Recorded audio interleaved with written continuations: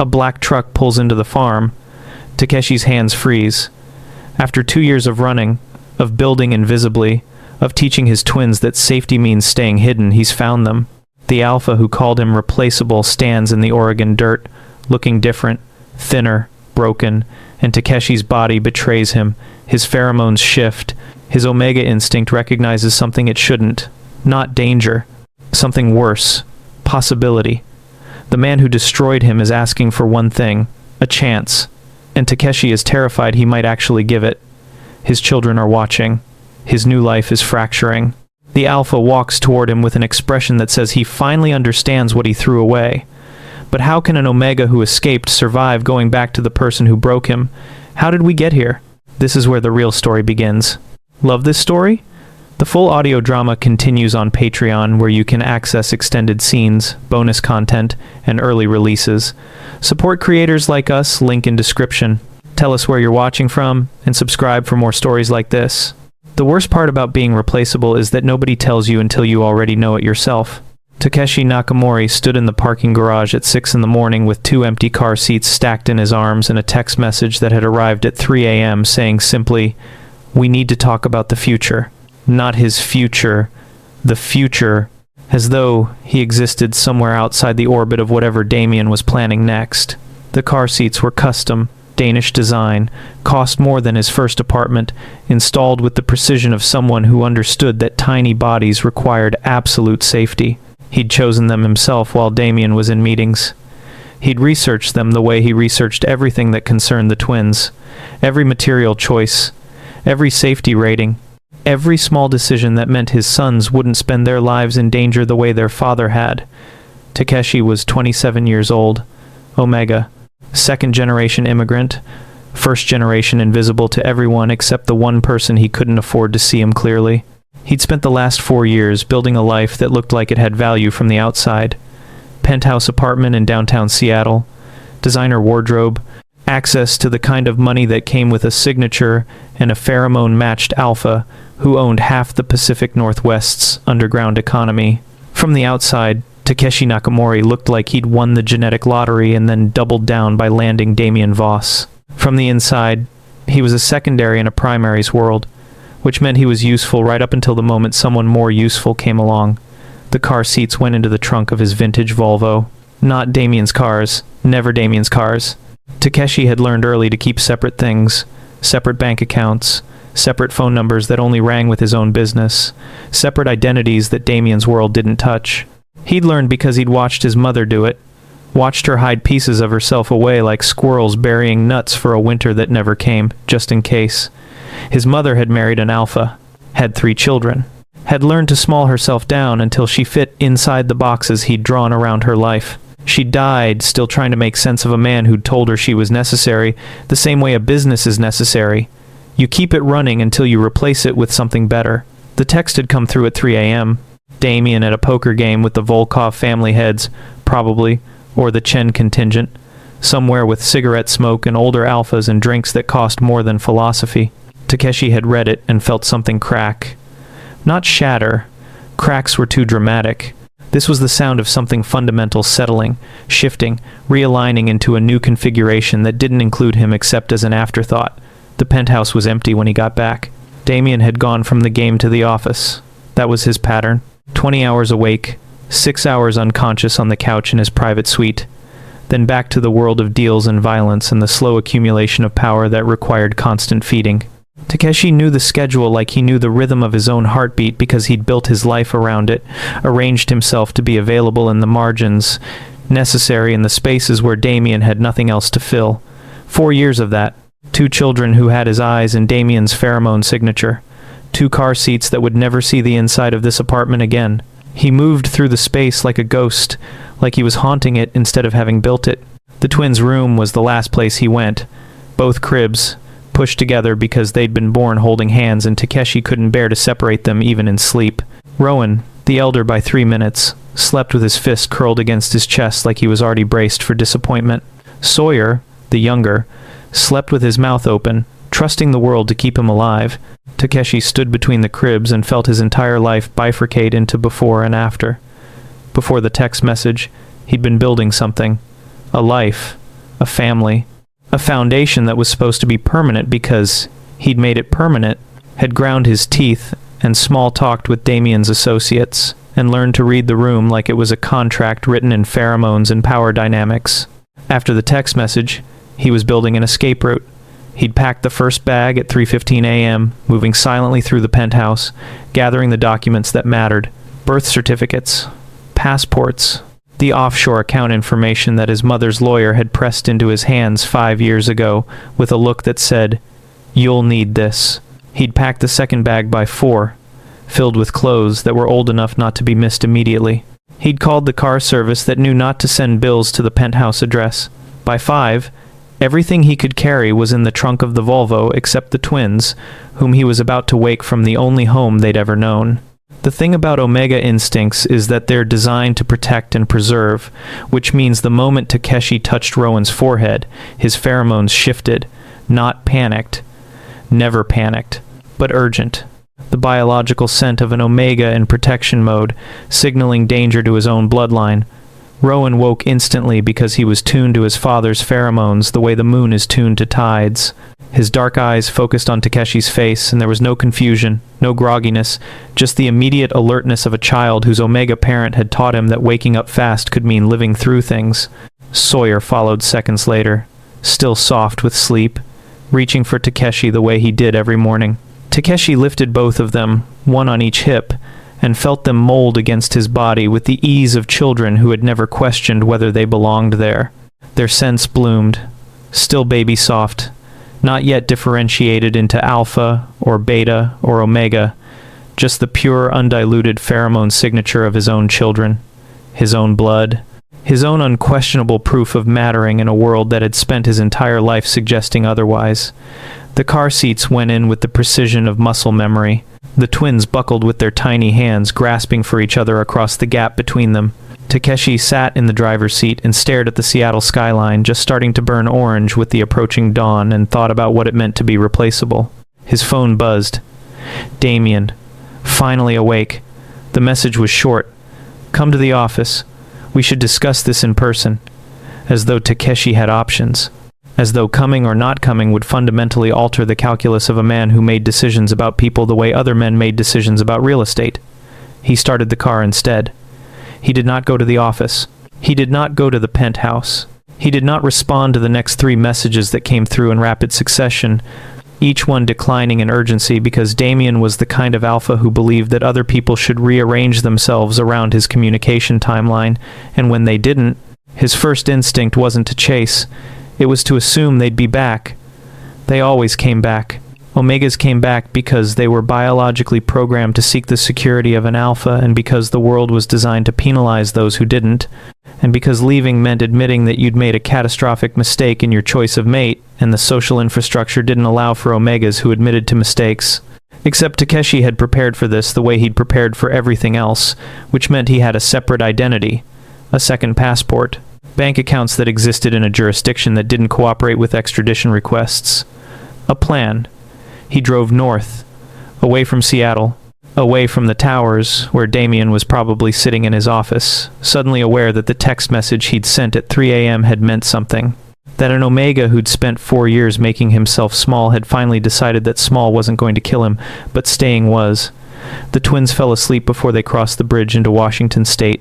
Takeshi drove through the dawn with his children unconscious in the back seat and thought about everything he would never be able to explain to them, why their father was never coming, why the apartment disappeared, why the man whose scent they carried in their cells had decided they were replaceable right alongside their mother. Damien Voss would go to the office and find Takeshi's departure had created a blank space in his morning.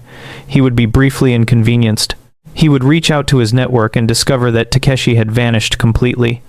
Erased himself with the precision of someone who'd been planning this his entire life, which he had. The scandal would be manageable.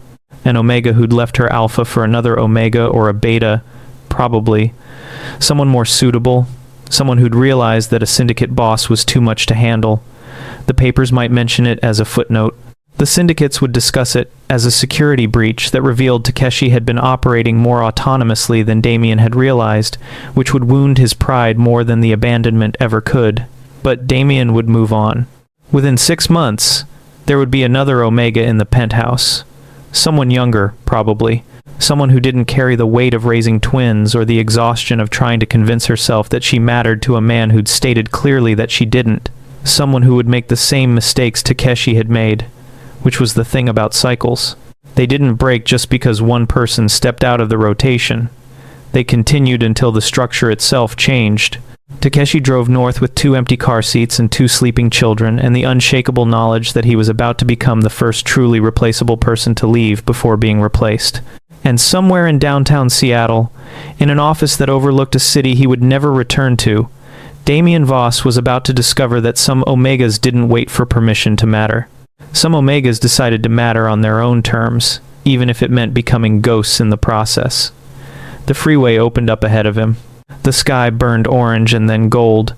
The twins slept in the back seat, their tiny hands still reaching for each other across the space between the car seats, and Takeshi drove toward a future that he was building alone, which meant it was already infinitely more secure than anything a man like Damien could have constructed for him. The first sign of a problem came at the Washington-Oregon border, where a state trooper waved him over for a vehicle registration check. Takeshi's hands stayed steady on the wheel even as his pheromones shifted. An Omega couldn't hide a lie. The biological scent would tell everything his mouth refused to say. But an Omega could manipulate context, could lean into the story that his appearance already told. Tired parent, early morning drive, nothing to hide. The trooper looked in the back seat at 2 sleeping children, looked at Takeshi's expensive clothes and the expensive car, looked at everything that suggested stability and parental care. He waved him through without asking questions because nothing in Takeshi's presentation suggested danger. The danger, Takeshi understood, was in being seen clearly. And the most effective way to avoid being seen was to make sure you looked exactly like what people already believed you were. He continued north. The landscape shifted from highway to smaller roads to forest. He'd never been to the town he was heading toward. Bellingham. Small enough not to attract attention, large enough to have infrastructure. He had a rental house on the edge of town, paid in cash through a realtor who dealt with people who preferred confidentiality. He had identification, documents, everything a person would need to disappear. He'd been building this escape route for 4 years, without consciously understanding that's what he was doing. Every separate bank account had been a brick in the wall. Every document kept separate from Damien's system had been another brick. Every contingency plan and backup escape route had been another layer of insulation between himself and the world he was leaving. It took 6 hours to reach Bellingham. The rental house was a small cottage on the outskirts, nothing impressive. Exactly the kind of place an Omega with limited means would rent if they'd fallen on hard times. The porch had a swing. The yard had a fence. The interior had 2 bedrooms upstairs and a kitchen that faced east. It was the opposite of the penthouse in every way except one. It was his. Takeshi carried the twins inside and settled them in one of the upstairs bedrooms, tucking them under blankets that didn't smell like Damien's pheromones. For the first time in their lives, surrounded by an environment that was solely defined by their Omega father's choices, he sat on the edge of the bed and watched them sleep, and felt something in his chest unclench by a fraction.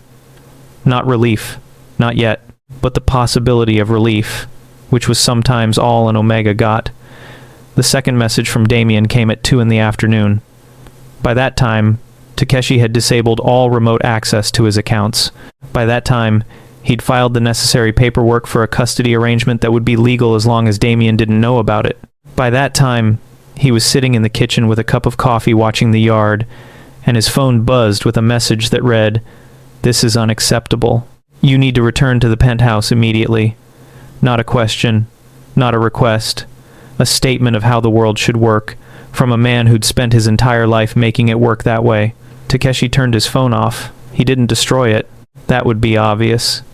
He simply shut it down, powered it to darkness, and set it in a drawer where it couldn't vibrate with demands he'd decided not to answer. The twins woke at 3, confused about their surroundings, searching for the specific alpha pheromone signature that had framed their entire existence. Takeshi gathered them both and held them while they cried. And he didn't tell them it was going to be okay because he didn't believe in lying to children. He simply held them and let them feel his presence, which was something he'd been learning to do. Be present in a way that didn't require permission or validation from anyone else. By evening, he'd unpacked the essential things: clothes, food, toys that he'd grabbed at the last moment from the penthouse. He'd set up a temporary life in a temporary house, and the twins had stopped crying and started exploring the way children do, with the resilience of small creatures who adapt because adaptation is the only option available.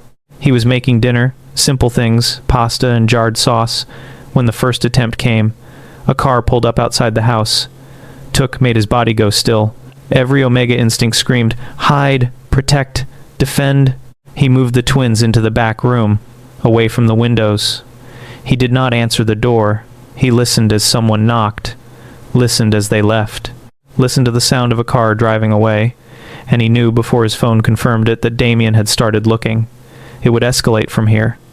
First, simple location tracking. Then, offers to return. Then, pressure applied to everyone who'd ever meant anything to him. That was how men like Damien worked. They didn't accept the loss of property. And an Omega with his pheromone signature, an Omega who'd borne his children, was absolutely classified as property. Takeshi had prepared for this too.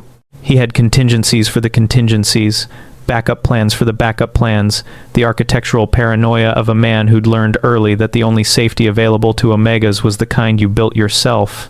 The phone call came at midnight. Not from Damien. That would be too direct. From Nakamori Ichiro, Takeshi's older brother. The same brother who'd cut him off 5 years ago when he'd bonded with Damien. The same brother who'd built a career in international law and had made it clear that Takeshi's choices were a personal embarrassment. The same brother who was now on the other end of the line, and his voice carried the unmistakable strain of someone who'd been pressured into making a call they didn't want to make. "Takeshi, you need to come home. Damien's people have been asking questions. They're telling me you left without permission. They're implying that you've taken something that doesn't belong to you." Takeshi felt his heart do something complicated in his chest. "They're threatening you." He kept his voice flat, precise, an Omega's careful neutrality in the face of danger. "Not exactly, but they're making clear that your father would be disappointed to learn about my involvement in harboring a fugitive Omega. That's what they called you. A fugitive. Like you've committed a crime by leaving." Ichiro sounded pained, like he was only just understanding something that should have been obvious to him years ago. "I didn't want to call you. They had my office address. They had my home address.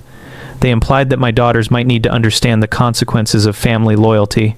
Takeshi gripped the phone so hard his hand shook. "I'm sorry. Don't apologize to me. Apologize to yourself for staying with a man who would threaten children to make a point about property rights."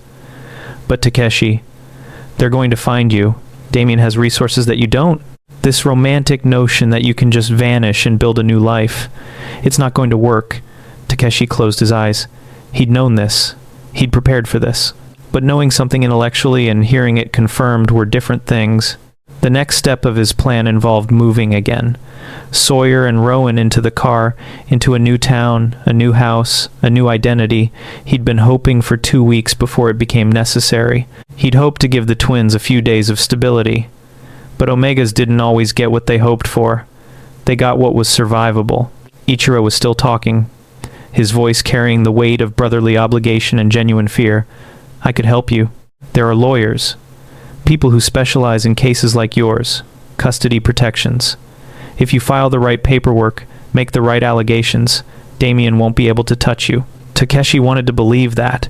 He wanted to believe in a world where allegations against powerful alphas carried weight, where custody courts prioritized Omega safety, where leaving could be simple instead of complex. But he'd read the contracts Damien had made him sign, had read the fine print about arbitration clauses and non-disclosure agreements, had understood that the legal system, like every other system, was built to protect men like Damien. "I appreciate the offer, but you can't help me if they're watching you. Disconnect from this. Tell them I forced you to help me if they ask. Tell them I manipulated you with my pheromones if you need to. Just make sure my daughters are safe. That's all I'm asking." Ichiro was quiet for a long moment. Then, "I should have listened to you. 4 years ago. I should have told you not to do this. My mistake." And then the line went dead, and Takeshi understood that his brother had just chosen his family, and that family didn't include an Omega who'd decided to prioritize himself. It was the right choice. It was also the choice that meant Takeshi was completely alone now. He woke the twins at 3 in the morning, no panic. He'd learned from his mother that panic could transmit pheromone signals that frightened children. Instead, he made it an adventure. A game. Pack your things, babies. We're going somewhere new. The twins, groggy and confused, obeyed because children obeyed. He put them in the car with their car seats and their stuffed animals and the few belongings he'd managed to transport from Seattle. He left the rental house exactly as it was, wiped of fingerprints, cleaned of every trace. He drove south this time, back toward California, because predictability was a liability and the second act of his disappearance needed to surprise everyone who was looking. By dawn, he was in Portland. By noon, he'd rented a new house under a different name. By evening, the old Takeshi Nakamori had become someone else entirely. The twins were too young to understand the complexity of what was happening, but Rowan, the elder, stayed closer to his father than he had before. And Sawyer, the younger, stopped asking when they were going home. Takeshi understood what this meant. His children were learning what he'd learned decades earlier. Home wasn't a place. Home was wherever you could survive without betraying yourself. And survival, when you were an Omega in a world that believed you were replaceable, sometimes meant becoming a ghost. His phone, powered back on in the new Portland house, held approximately 73 messages from Damien. They started angry, progressed to confused, ended with something that might have been concern if Damien was capable of actual concern instead of just the alpha equivalent of disappointment with a possession. The last message read simply, "You're making a mistake. You need me." And Takeshi understood that this was the cruelest thing an alpha like Damien could believe, that an Omega's survival was dependent on his presence, that an Omega's value was measured in his approval, that an Omega couldn't possibly know how to live in a world that didn't orbit around his pheromones. He deleted all the messages. He didn't reply. He'd already begun the process of erasing digital footprints, of building new lives in small towns where nobody asked questions about single Omega parents with 2 children. He was good at being invisible. He'd been practicing his entire life. The only difference now was that he was invisible on his own terms. The first time Damien tried to contact him through legal channels, it was a discovery motion, an attempt to establish paternity, probably to use the twins as leverage for negotiation. Takeshi's lawyer, a fierce beta woman named Monica Chen, who specialized in Omega custody cases, sent back a response that was legally sound and personally devastating. Damien Voss had waived all parental rights through his own statements and actions. The text message at 3 a.m., combined with the syndicate's subsequent attempts to threaten an Omega's extended family, constituted abandonment with hostile intent. Monica had a copy of security footage from the penthouse, showing Damien's associates removing Takeshi's belongings. She had the threatening messages Damien's people had sent to Ichiro. She had years of digital evidence that painted a picture of an Omega systematically devalued and eventually discarded. The legal response was swift and absolute. Damien could see the children only under supervised visitation, and only if he could prove he was emotionally stable enough to do so. The condition of the case was that he complete a year of therapy addressing his treatment of Omega partners, his legal team argued. They threatened. They tried to leverage every resource available. But Monica had built her case with the precision of someone who'd been fighting this war her entire career, and by the time the dust settled, Damien Voss discovered that money and power, while they could move mountains, couldn't move a properly motivated Omega with legal representation. 6 months after leaving Seattle, Takeshi stopped looking over his shoulder. He'd found work at a sustainable farm cooperative, using his knowledge of agriculture and business to help build systems that supported small farmers. The twins had started school. He'd bought the house he'd been renting, financed it through a bank that didn't ask too many questions about his sudden relocation and employment history. He was building something. Slowly, carefully, with the persistence of someone who'd learned that lasting things required foundation building. Rowan was making friends with the neighbors' children. Sawyer had started speaking more, his shyness fading in an environment where nobody carried the weight of syndicate expectations. Takeshi found himself humming while he washed dishes. It was a small thing, but small things were what Omegas had to celebrate when they chose themselves. The phone call came on a Thursday evening. Monica Chen's voice was professionally neutral, which meant the news was complicated. Damien's asked for a meeting. He claims he wants to discuss visitation. My recommendation is that you ignore it, but I wanted to give you the option to decide for yourself. Takeshi sat with the phone pressed to his ear and felt something twist in his stomach. Not fear. He'd moved beyond fear. Something else. Curiosity, maybe. or the morbid desire to understand how the story would end. I'll listen, but not in person. If he wants to talk, he can do it through video. Monica sighed. I can arrange that. But Takeshi, I want to be clear about something. The man who loved you and the man who abandoned you might not be the same person, and meeting with him, even through a screen, might complicate your healing. I know, but I think I need to hear what he has to say. So Takeshi agreed, and 1 week later, he sat in Monica's office with his lawyer beside him and a camera pointed at his face, and he waited. The screen flickered. Damien appeared. He looked older.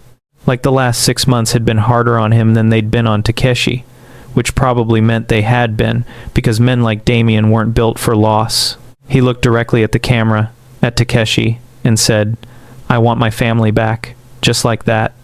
No preamble, no apology, just a statement of desire, presented as though it was already inevitable. Takeshi felt something crystallize in his chest.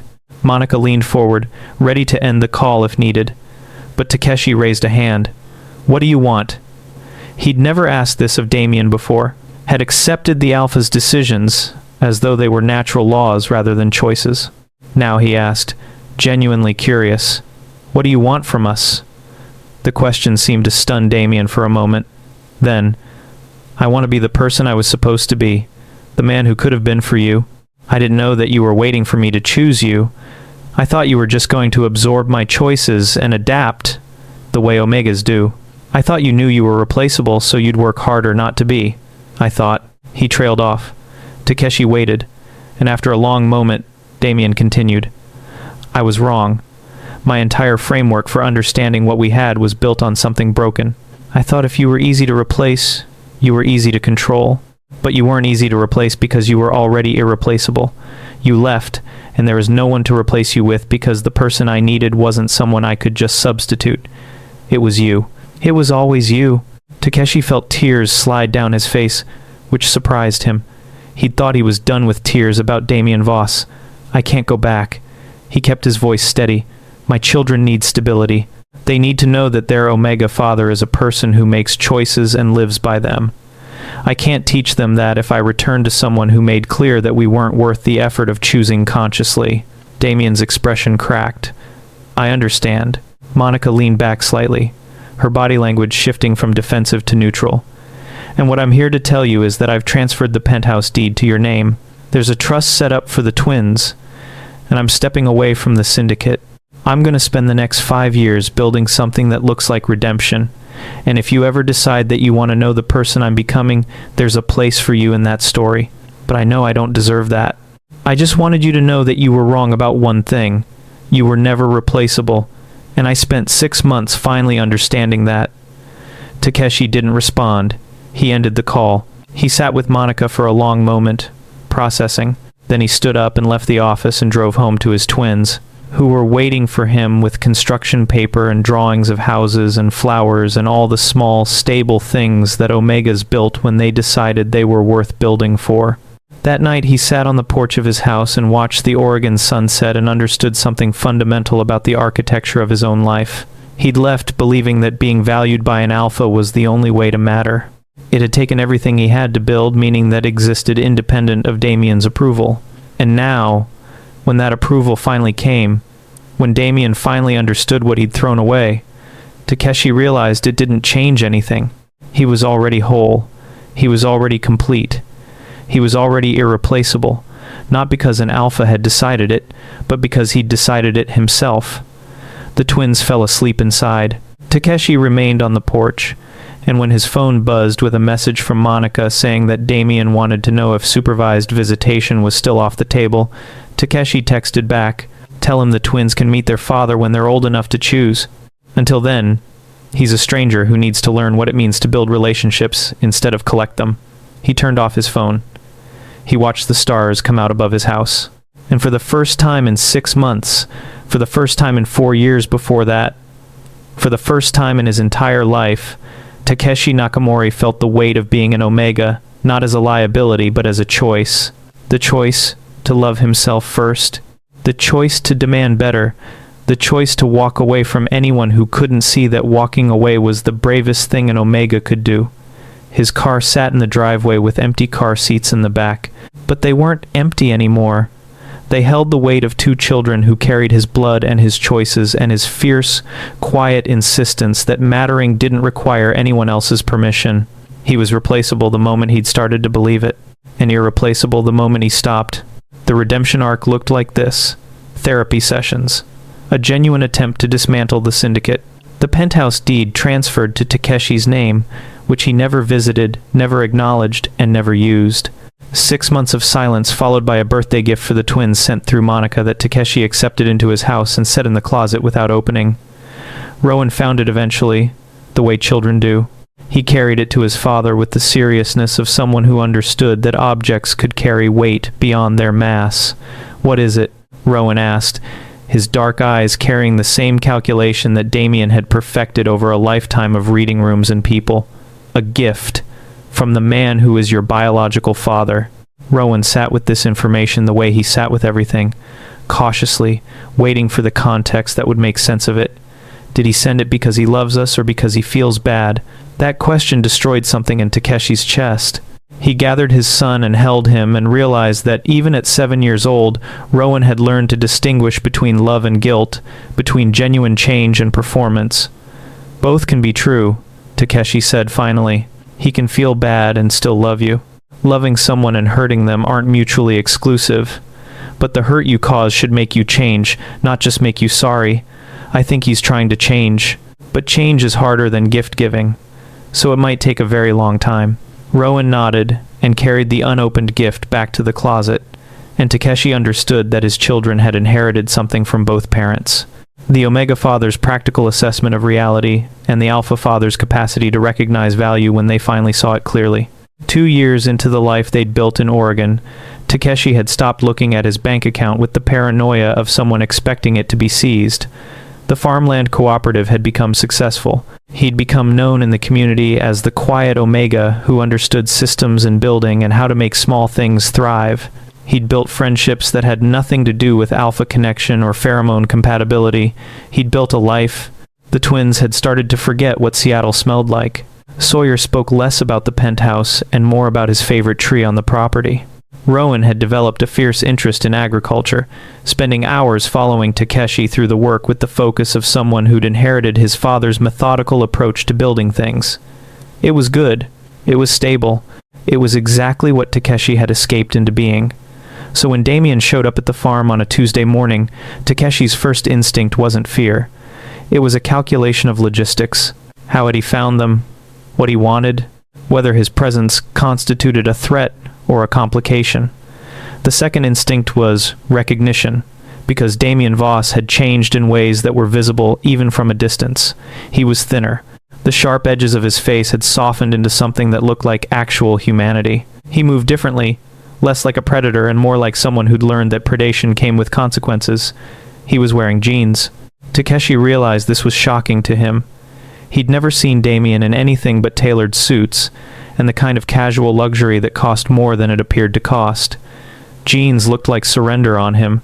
"Looks like someone's been doing the work," Monica had said in their last conversation. "His therapist has cleared him for supervised contact. He's asking if you'd consider it." Takeshi had said no. But no in a context of maybe, which was the thing about Omegas. They were always holding space for maybe, even when they knew better. So, when Damien pulled into the farm drive, Takeshi wasn't entirely surprised. He was just unprepared.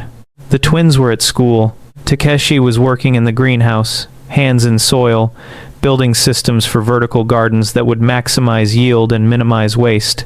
He heard the truck before he saw it. Heard Damien cut the engine and sit in the driver's seat like he was gathering courage for something. Takeshi didn't turn around. He continued with his work, continued to build, continued to occupy space that didn't require Damien's presence to justify itself. When Damien finally exited the truck, his pheromones were carefully controlled. That was new, too. In Seattle, Damien had broadcast his presence through scent the way other people breathed. Now his pheromones were modulated, contained, respectful in a way they'd never been before. "I know you didn't give permission for me to come here," Damien said. "I know I'm violating the terms of our arrangement. But I needed to see this. Needed to see what you built."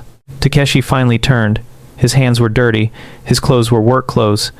He looked nothing like he had in the penthouse, and the expression on Damien's face suggested that this was important, that the Omega in work clothes building systems in a greenhouse was more real to him than the Omega in designer clothes had ever been.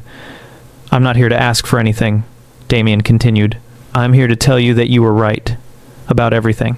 I spent 2 years being an alpha who believed that control and love were the same thing. I spent the first year of therapy understanding that they absolutely are not. And I've spent the last 6 months building the kind of life where I might have been capable of letting you choose without needing to manage the choice. But you'd already left, so I've been choosing for both of us. I chose to leave the syndicate. I chose to dismantle the parts of the operation that hurt people like you. I chose to become the person I should have been from the beginning, and none of it matters because I did it wrong again. I did it for the right reasons, but in the wrong way. I decided who I should be instead of asking you what you needed me to be." Takeshi set down his tools. He studied Damien with the Omega's capacity to see through performance to the genuine architecture underneath. "Are you here to convince me to come back?" "No. I don't believe you can come back to something that was built on the wrong foundation.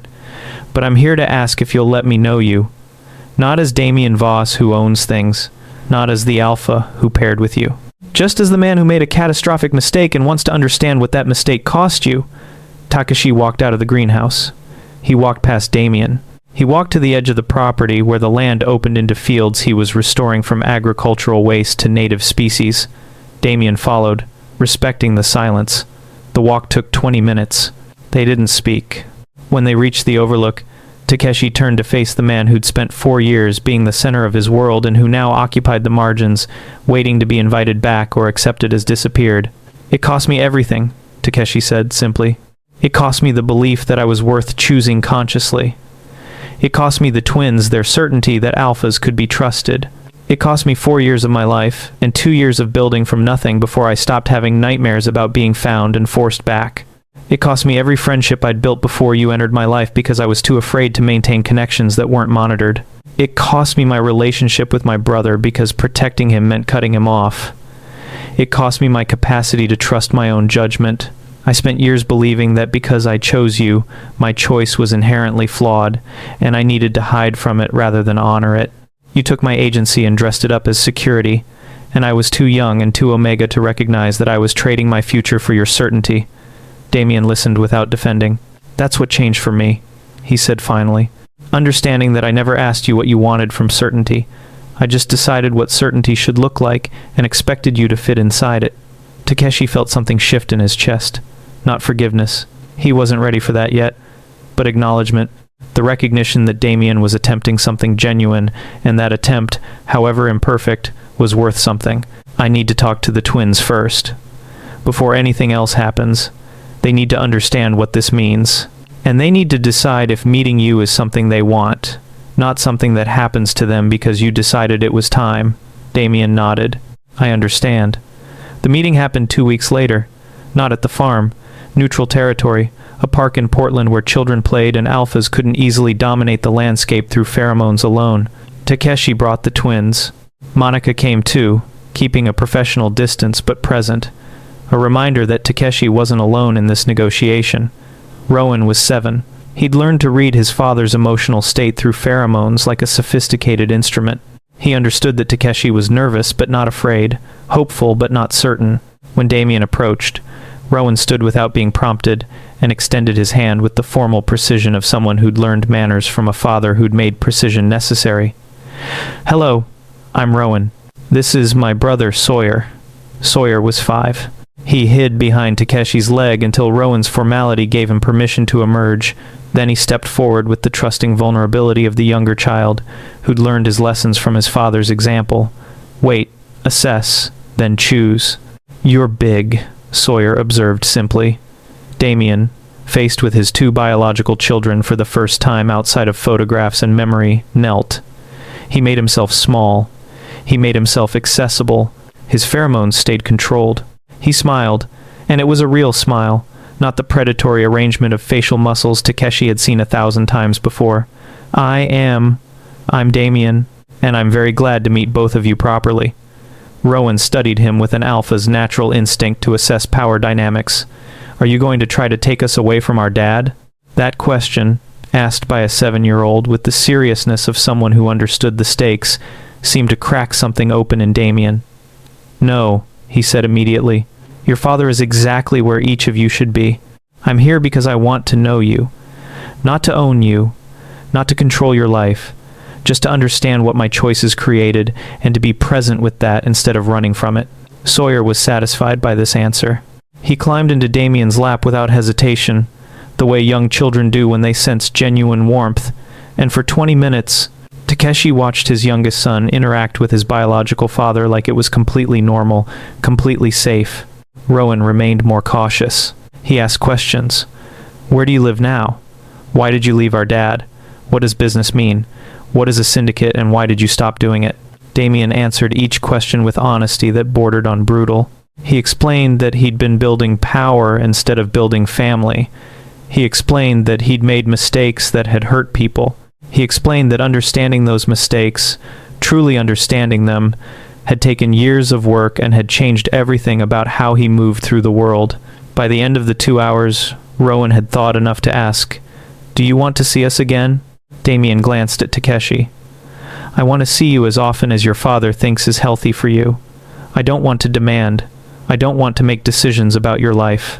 I just want to know you if you'll let me." Rowan and Sawyer exchanged a glance, the kind of twin communication that had no words but carried all the meaning. "Then yes, but you have to ask our dad first, every time, because he's the one who makes decisions for us." Damien's expression shifted. Something that looked like genuine humility. Of course. That's exactly right. And so began the slow architecture of a new relationship, not reconciliation with Takeshi. That remained delicate, complicated, uncertain. But introduction, connection. The building of something that existed separate from the ruins of what had come before. Damien came to the farm every 2 weeks. He brought the twins, and he helped with the work. He learned about systems and growing things. He learned what it looked like when an Omega built something with his own hands and refused to apologize for the beauty it created.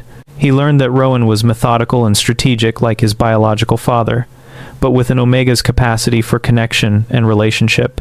He learned that Sawyer was intuitive and empathetic, the kind of child who understood people on sight and wasn't afraid of vulnerability. He learned that Takeshi was the architect of both of those qualities, had given his children the best parts of himself and the worst parts of knowing an alpha, and had somehow managed to transform that into something resilient and whole. The conversations deepened over time. Not apologies, because apologies become complicated when they're requested repeatedly, but honesty. Damien told the twins about his childhood, about the alpha training that had taught him that control was synonymous with love, about the years it took to understand that love and control were actually opposed. He told them about the syndicate, carefully, age-appropriately, but without hiding the reality that their biological father had been a person who hurt people and had finally chosen not to be that person anymore. Rowan, at 8, asked if that meant Damien was safe.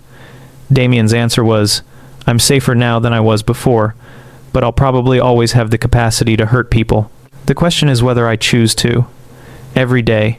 That answer seemed to satisfy Rowan, because it was honest, because it didn't pretend that redemption was complete or permanent or could ever make everything okay. It just acknowledged that change was a daily practice, not a destination. 18 months after Damien's first visit to the farm, Takeshi found himself in an unexpected situation. His alpha was asking him to dinner, not as a negotiation, not as an attempt to reconcile, just as two people who had a history and were curious about what a new chapter might look like. Takeshi's instinct was to refuse, but Monica, now something closer to a friend than a lawyer, challenged him. "You've let him into your children's lives. You've let him into your work. You've let him be present in the margins. Why not let him be present in the one space you've kept entirely private?" "Because the private space is where I might forgive him," Takeshi said. "And forgiveness might make me stupid," Monica smiled. "Or it might make you human." The dinner happened at a restaurant in Portland that had nothing to do with the syndicate, nothing to do with power, nothing to do with anything except food and two people sitting across from each other. Damien looked nervous. That was new. In Seattle, Damien had never been nervous. He'd been certain in a way that was almost boring in its consistency. Now he looked like a man on a first date, which he supposed this was. A first date after years of damage and repair and the slow construction of something that might become something else. They talked about the farm, about the twins, about Damien's work now, which involved rebuilding communities that the syndicate had damaged. It was quiet work. No glamour, no power accumulation. Just the slow practice of making amends in a world that rarely required amends from people like him, and somewhere in the middle of dessert, Takeshi felt something shift. Not forgiveness, still, but the possibility of it, the recognition that Damien was actually changing, not performing change, that the man across from him had genuinely spent years unmaking himself and remaking something different, and that maybe, possibly, that deserved something more than distance. After dinner, Damien walked Takeshi to his car. He didn't try to touch him. He didn't presume. He simply said, "Thank you for taking a risk on me tonight. I know I haven't earned the right to ask for risks, but I'm grateful you took it anyway." Takeshi found himself asking the question he'd been avoiding for 2 years. "Do you think we can ever go back to what we had?" Damien was quiet for a long moment. "No. What we had was built on something broken. I don't think we can rebuild that, but I think we could build something new. Something where I'm not making your choices and you're not hiding pieces of yourself. Something where love is actually a choice instead of a biological fact. Would you want that?" Takeshi wanted to say yes immediately. The Omega part of him, the part that had been shaped by years of socialization, wanted to accept an Alpha's attempt at redemption and move back into the orbit of being chosen. But the Omega who'd built a life alone, who'd proven he didn't need an Alpha's validation to matter, who'd learned that choosing himself was the most important choice he'd ever made, that Omega hesitated. "I need time to see if this is real or if it's another version of you deciding who I should be. To make sure that my children understand that their father's choice to try to rebuild with their biological father isn't a betrayal of everything we've built. To know that if I choose you again, it's because I'm choosing you, not because I've reverted to old patterns." Damien nodded. "I can wait. I've had 2 years to wait already. I can wait as long as you need." Over the next 6 months, Takeshi allowed Damien into his life in slow, deliberate increments. Coffee dates became dinner dates. Dinner dates became weekends where Damien came to the farm and stayed in a guest cottage they'd set up for visiting colleagues.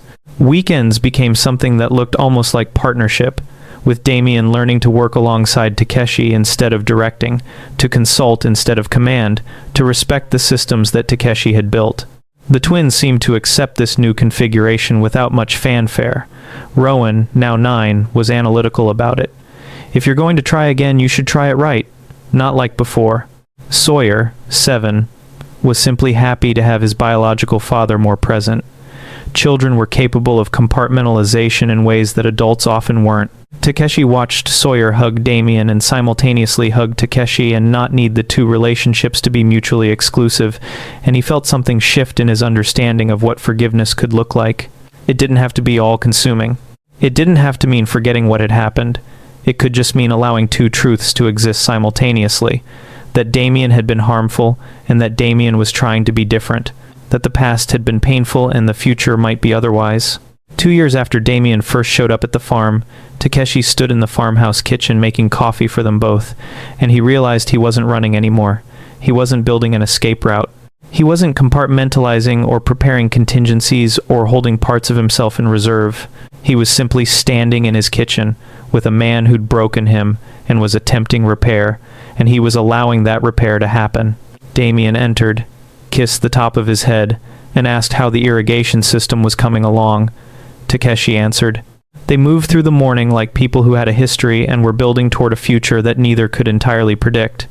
The twins came down, still half asleep, demanding breakfast. Sawyer demanded pancakes specifically. Rowan demanded that Damien help because Damien made better pancakes. Damien, caught off guard by this statement, laughed and tied an apron and enlisted Takeshi as assistant, and for the first time in 3 years, the foursome existed in a space that felt like family rather than negotiation. It was imperfect. Damien still sometimes slipped into old patterns of assuming, and Takeshi still had triggers that made him retreat. They fought. Real fights, where Takeshi's Omega instinct to capitulate had to war with his hard-won insistence on being heard.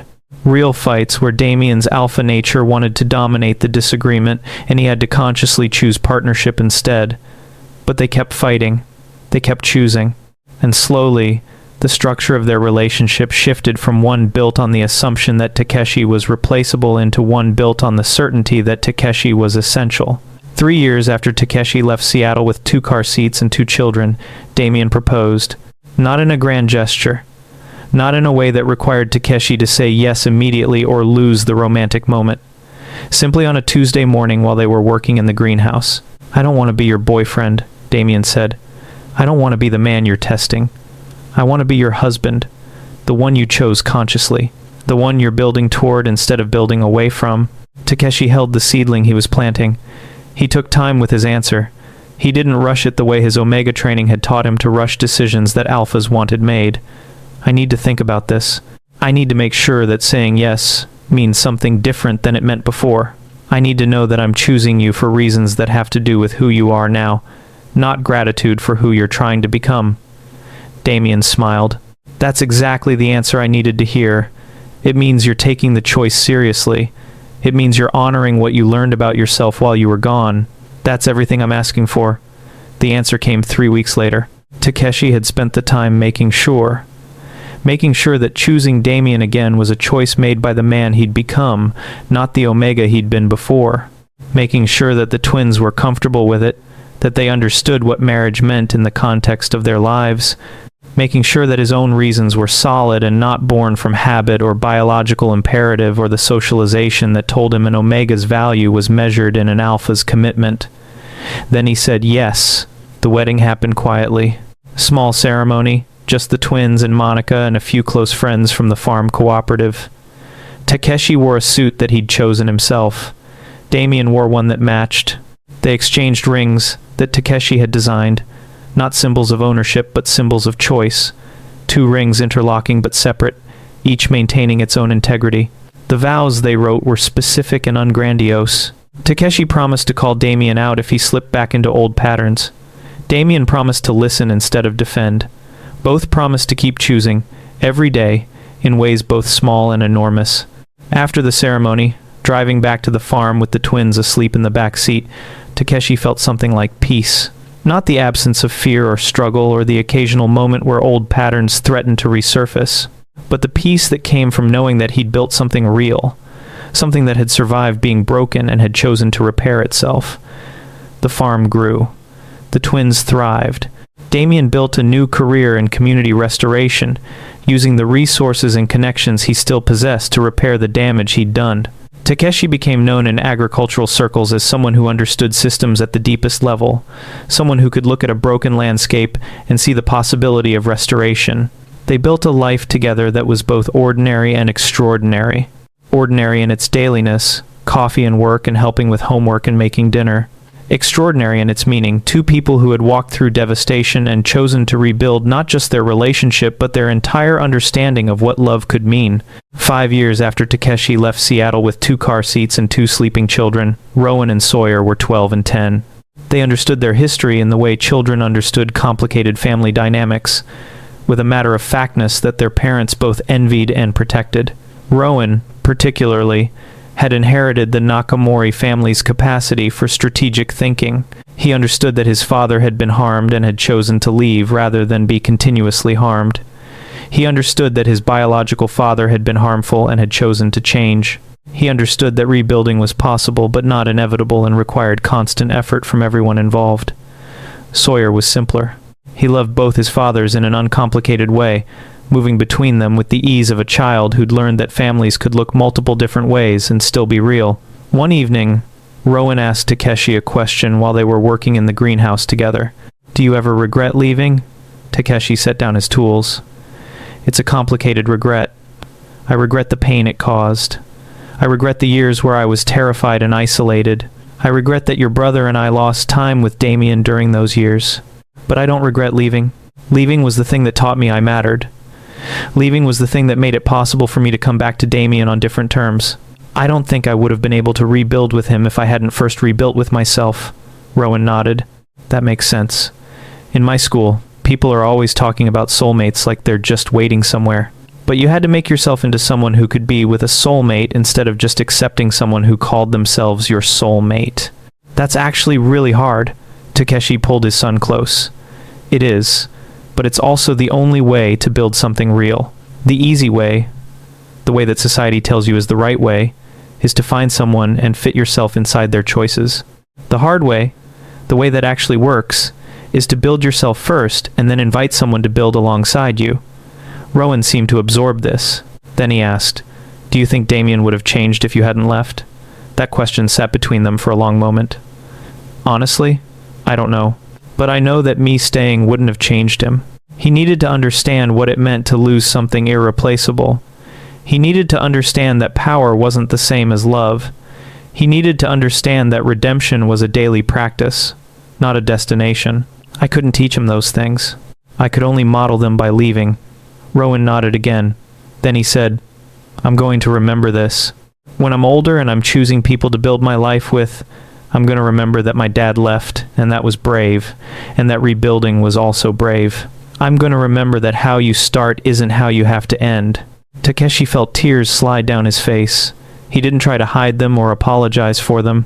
He simply held his son and acknowledged that Rowan had understood something fundamental about the architecture of their lives, that Takeshi's leaving hadn't been an ending. It had been a beginning. The story didn't conclude with Damien and Takeshi disappearing into a sunset of domestic bliss. Real life was more complex than that. There were setbacks, moments where Damien's old patterns resurfaced and had to be addressed. Moments where Takeshi retreated because fear was a deeper well than he'd anticipated. They went to therapy, both together and separately. They fought. They made up. They learned constantly what it meant to build a relationship on the foundation of conscious choice rather than biological or social convenience. But they built it, and what they built had the integrity of something constructed by people who understood what it meant to almost lose each other, what it meant to choose to try again, what it meant to let an Omega decide his own value. 5 years after the wedding, 10 years after that 3 a.m. text message that had fractured everything, Takeshi stood on the porch of the farmhouse watching Damien help the twins harvest the gardens they'd planted together. The car seats were long gone, replaced by bikes and the normal equipment of growing children's lives. The penthouse in Seattle had been donated to a community center that served Omegas in transition, a practical application of Damien's resources toward something real. The syndicate was fully dismantled, its resources redirected toward legitimate business and community building. Takeshi had become something like famous in certain circles. The Omega, who'd walked away and built something beautiful. Sometimes he was asked for interviews, for his story, for advice about leaving dangerous alphas.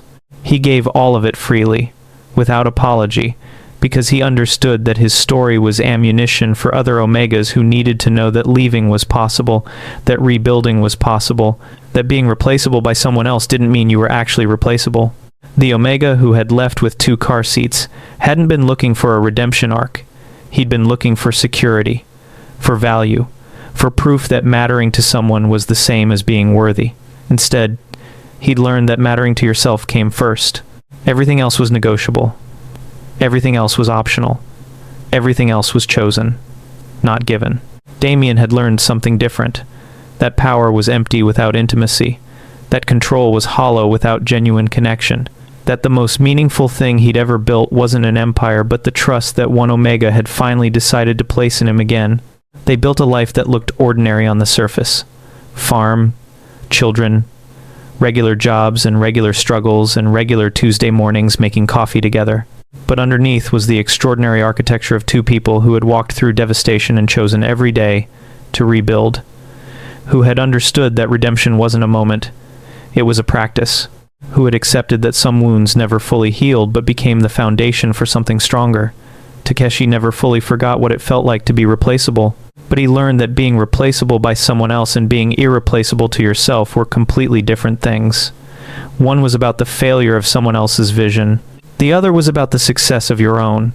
He chose the second. Damien chose to support the second. And together, they built something that neither of them could have built alone. A life that wasn't about dominance or submission, but partnership. A life where an Omega's choices mattered. A life where an Alpha's redemption was measured not in grand gestures, but in small daily decisions to respect, to listen, to honor the person he'd almost destroyed. The last scene happens at the farm during the twins' 14th and 12th birthday celebration. Extended family is present. Ichiro, Takeshi's brother, who'd finally reconciled after years of estrangement. Monica, who'd become family in the way that people who fight with you sometimes do, friends from the community, Damien's legitimate family, who'd had to come to terms with his transformation, the twins' open presents. Damien gave them both bonds to college funds. Takeshi gave them both journals with a note. Write your truths in these. Write the things you don't say out loud. Write the life you're building. Because watching you build your own lives is the greatest gift you could give me. Rowan, at 14, hugged his Omegaverse fiercely. Sawyer, at 12, did the same, and Damien stood at the periphery of the celebration, watching his sons with the expression of a man who understood that his greatest gift wasn't giving them security. It was giving them a father who'd had the humility to admit he'd been wrong, and the courage to spend years proving he'd changed. That night, after the twins were asleep, Takeshi and Damien sat on the porch together, not with the desperate need of early reunion, but with the comfortable silence of people who had built something real. Damien reached over and took Takeshi's hand, and there was no ownership in the gesture, just connection, just the acknowledgement that they'd both survived something that should have destroyed them and had chosen to rebuild instead. "Do you ever wish you'd stayed?" Damien asked. "No," Takeshi answered. "Leaving was the thing that made everything real, including this. This wouldn't exist if I hadn't left. And I need this to exist more than I needed security. I need to know that I'm here because I chose to be, not because I didn't have the strength to leave." Damien squeezed his hand. "Then I'm grateful for everything you left, because it brought you back." And that, Takeshi understood, was what redemption actually looked like. Not the absence of damage, but the presence of repair. Not the erasure of harm, but the commitment to something different. Not the reversal of time, but the conscious building of a future that honored what had happened and refused to be defined by it. He was replaceable the moment he'd started to believe it, and irreplaceable the moment he'd chosen himself.